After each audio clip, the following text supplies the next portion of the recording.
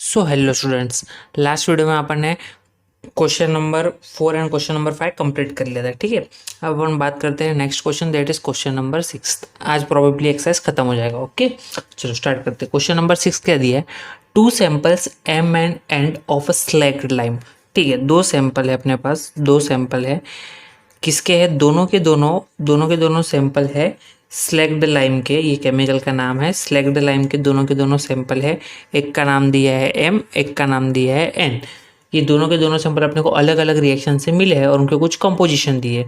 वो कंपोजिशन से देख के अपने को बताना है कि ये वाला जो केमिकल रिएक्शन है ये कौन से लॉ को प्रूव करता है। अपने पास 2 लॉ थे केमिकल रिएक्शन के, केमिकल कॉम्बिनेशन के। ओके, एक था law of conservation of mass, एक था लॉ ऑफ कांस्टेंट प्रपोर्शन।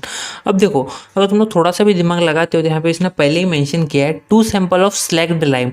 तो मैंने पहले ही बोला था कि तुम्हारा अगर केमिकल फिक्स है और उसका आने वाला सोर्स कोई भी हो, तो यहाँ पे ये जो फिक्स्ड केमिकल है इसका 2 अलग अलग सोर्स है।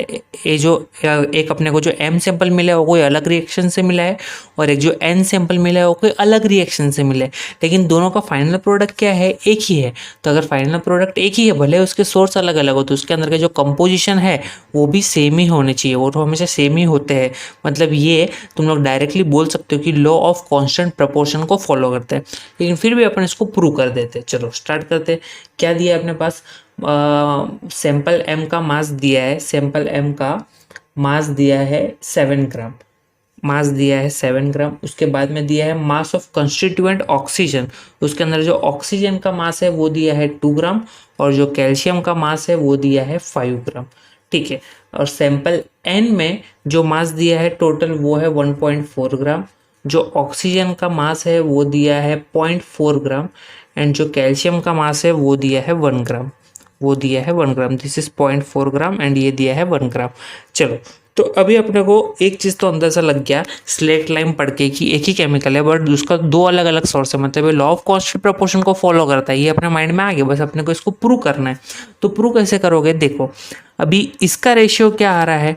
ऑक्सीजन इज टू कार्बन का एम सैंपल में रेशियो क्या आ रहा है? 2:5 का आ रहा है। और एन सैंपल में ऑक्सीजन और कार्बन का रेशियो क्या आ रहा है? 0.4:1 का आ रहा है। क्या आ रहा है? 0.4:1। तो दोनों का रेशियो सेम है क्या, ये चेक करो। अभी यहाँ पे नीचे 1 है, तो मुझे कंपेयर करने के लिए यहाँ पे भी नीचे 1 लाना पड़ेगा, तभी मैं कंपेयर कर सकता हूँ कि दोनों सेम है कि दोनों सेम नहीं है। तो अगर यहाँ पे मुझे नीचे 1 लाना तो किससे डिवाइड करना पड़ेगा? दोनों को 5 से डिवाइड करना पड़ेगा। तो दोनों को 5 से डिवाइड करो तो क्या हो जाएगा? 2/5, ऊपर आ जाएगा 0.4 और नीचे 5/5 1। मतलब क्या आ गया? 0.4/1, 0.4/1। दोनों सेम है, दोनों सेम है। मतलब ये क्या होता है? लॉ ऑफ कांस्टेंट प्रपोर्शन को फॉलो कर रहा है। किसको फॉलो कर रहा है? एक chemical reaction law of constant proportion को फॉलो कर रहा है। ओके, जो अपने को गिवन इंफॉर्मेशन दी है उसके हिसाब से अपन बता सकते हैं कि this reaction follow the law of constant proportion. Constant proportion, ठीक है। ओके, सिंपल सी चीज था। चलो अब बात करते हैं next question, that is question 7। क्या दिया है? Deduce the number of molecules in the following compounds in the given quantities. Okay, अपने को नंबर ऑफ मॉलिक्यूल्स फाइंड करना है। क्या फाइंड करना है? Number of molecules. ठीक है, तो चलो फाइंड करते हैं। किस में से फाइंड करने का है? पहला दिया है 32 ग्राम ऑफ ऑक्सीजन। अब पहली चीज तुम्हारे माइंड में क्या आनी चाहिए कि जब भी अपने को नंबर ऑफ मॉलिक्यूल्स फाइंड करने बोले, क्या फाइंड आउट करने बोले? किसी भी चीज़ का number of molecules find out करने बोले, तो नंबर ऑफ मॉलिक्यूल्स के लिए बेसिक फॉर्मूला क्या होता है कि उसका जितना भी नंबर ऑफ मोल्स है मल्टीप्लाई बाय एवोगैड्रो नंबर। ठीक है, 6.022 इंटू 10⁻23 मॉलिक्यूल्स। ओके, अभी तुमको बेसिक चीज़ पता होनी चाहिए पहले नंबर ऑफ मॉलिक्यूल्स का फॉर्मूला। तो number of moles not a molecules. ठीक है, number of molecules equals to number of moles into Avogadro number. तो नंबर ऑफ मोल्स का फॉर्मूला क्या होता है? Weight upon molecular weight of any substance, जो भी तुमको दिया हो। ठीक है, अभी तुमको फर्स्ट क्या दिया है? 32 ग्राम ऑक्सीजन में कितना मॉलिक्यूल्स रहेगा ये तुमको फाइंड करना है। 32 ग्राम ऑफ ऑक्सीजन, तो नंबर ऑफ मोल्स निकालो पहले। नंबर ऑफ मोल्स क्या हो जाएगा? वेट क्या दिया है? 32 इसका वेट दिया है, और नीचे तुमको फाइंड आउट करना है मॉलिक्यूलर मास। तो मॉलिक्यूलर मास क्या होता है? देखो, एक ऑक्सीजन का होता है 16, लेकिन यहाँ पे कितना दिया है? ऑक्सीजन दिया। ऑक्सीजन मतलब O2 के फॉर्म में होगा। मतलब एक का 16 है तो O2 का कितना हो जाएगा? 16 2 से 32 हो जाएगा। मतलब मॉलिक्यूलर मास कितना हो गया ऑक्सीजन का? 32 हो गया। तो 32/32 इक्वल्स टू 1। मतलब नंबर ऑफ मॉलिक्यूल्स क्या बन जाएगा इसका? Number of molecules molecules equals to n का वैल्यू तो 1 हो गया, इंटू एवोगैड्रो नंबर होता है 6.022 इंटू 10⁻23 मॉलिक्यूल्स। तो अब बताओ मेरे को 32 ग्राम ऑफ ऑक्सीजन में कितना मॉलिक्यूल्स आ रहा है? आंसर आ जाएगा 6.022 into 10⁻23 molecules, into 10⁻23 molecules. Okay, simple answer था। ओके, अब बात करते हैं सेकंड की। सेकंड क्या दिया है? 90 ग्राम ऑफ वाटर में फाइंड करने बोला है। किसमें? 90 ग्राम ऑफ वाटर। तो यहाँ पे पहले नंबर ऑफ मोल्स निकाल लो। नंबर ऑफ मोल्स क्या हो जाएगा? Number of moles equals to weight. Weight कितना दिया है? 90, और मॉलिकुलर वेट कितना होता है वाटर का? इसका होता है 16 और इसका होता है 1, बट 1 कितना टाइम आ रहा है? 2 टाइम आ रहा है, तो 16 + 2 कितना हो जाएगा? 18 हो जाएगा। तो 90/18, तो 90/18 कितना आ जाएगा? 18 1 से 18 5 से आंसर आएगा 5। n इक्वल्स टू कितना आएगा? n इक्वल्स टू आ जाएगा 5 मोल। अब तुमको फाइंड करना है नंबर ऑफ मॉलिक्यूल्स। तो नंबर ऑफ मॉलिक्यूल्स क्या हो जाएगा? Number of molecules equals to number of moles, मतलब 5 into Avogadro number, that is 6.022 into 10⁻23 molecules. तो इसको मल्टीप्लाई कर दोगे तो आंसर क्या आ जाएगा? आंसर आ जाएगा 30.11 into 10⁻23 molecules, into 10⁻23 molecules.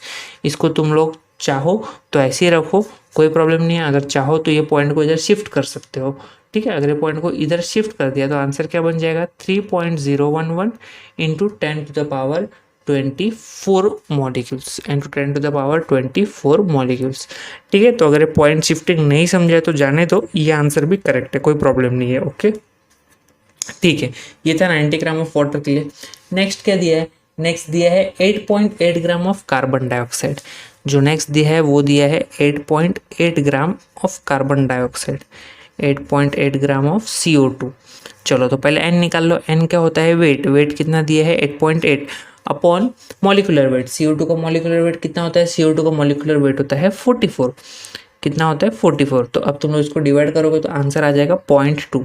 Answer will B 0.2। तो n का वैल्यू कितना आ गया? 0.2 मोल। तो अब n का वैल्यू तुमको पता चल गया, तो नंबर ऑफ मॉलिक्यूल्स निकाल लो। तो number of molecules equals to कितना आ जाएगा? 0.2 इंटू 6.022 इंटू 10⁻23। तो इसका आंसर कितना आ जाएगा? इसको मल्टीप्लाई कर दोगे तो आंसर आ जाएगा 1.2044 into 10⁻23 molecules, into 10⁻23 molecules. Okay, ये है सिंपल सा आंसर। उसके बाद नेक्स्ट क्वेश्चन क्या दिया है? नेक्स्ट क्वेश्चन दिया है 7.1 ग्राम ऑफ क्लोरीन में। किस में पूछा है? 7.1 ग्राम ऑफ क्लोरीन, ठीक है। तो चलो इसमें फाइंड आउट करते हैं। 7.1 ग्राम ऑफ क्लोरीन में कितना आएगा? 7.1 ग्राम ऑफ क्लोरीन, ठीक है। तो अब 7.1 ग्राम में कितना आएगा? तो क्या हो जाएगा? Number of moles equals to weight, that is 7.1 upon molar mass, मतलब भी molecular mass of CO2, sorry Cl2। तो अकेला क्लोरीन का कितना होता है? सिंगल क्लोरीन का होता है 35.5। सिंगल क्लोरीन का कितना होता है? 35.5। लेकिन जैसे मैंने बताया कि ऑक्सीजन O2 के फॉर्म में होता है, सिमिलरली क्लोरीन भी किसके फॉर्म में होगा? Cl2 के फॉर्म में होगा। तो इसका भी कितना हो जाएगा? 35.5 मल्टीप्लाई बाय 2। तो आंसर कितना आ जाएगा? आंसर आ जाएगा 71। तो इसका वैल्यू कितना आ जाएगा? 71। तो इसका आंसर कितना आ जाएगा? 0.1 मोल आ जाएगा। कितना आ जाएगा? 0.1 मोल, ठीक है। तो नंबर ऑफ मॉलिक्यूल्स क्या आ जाएगा इसका? Number of molecules equals to 0.1 into 6.022 10⁻23 molecules. तो यहाँ पे क्या आंसर आ जाएगा? इसका आंसर आ जाएगा, मल्टीप्लाई करोगे तो 0.6022 into 10⁻23 molecules. This will be your final answer. आया समझ में? कितना सिंपल है।